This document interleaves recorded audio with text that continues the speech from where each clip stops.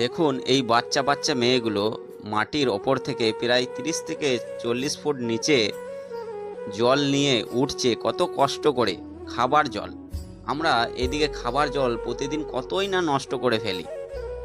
হয়তো আমরা পাম্প চালিয়ে 1 বালতি জল ভরবো, সেখানে 10 বালতি জল নষ্ট করে ফেলি।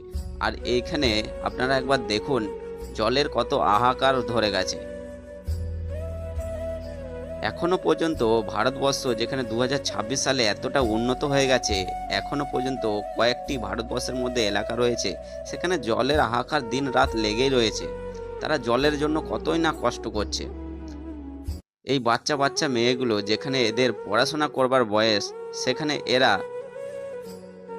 মাটির ওপর থেকে প্রায় 30 থেকে 40 ফুট নিচে গিয়ে কত রিস্ক নিয়ে, জীবনে ঝুঁকি নিয়ে এই খাবার জল নিয়ে আসছে। কারণ এক ফোঁটা জলের দাম এরাই জানে যে কতটা দামি এক ফোঁটা জল। তাই বলছি বন্ধুরা, আপনারা জল নষ্ট করবেন না, জল হচ্ছে জীবন।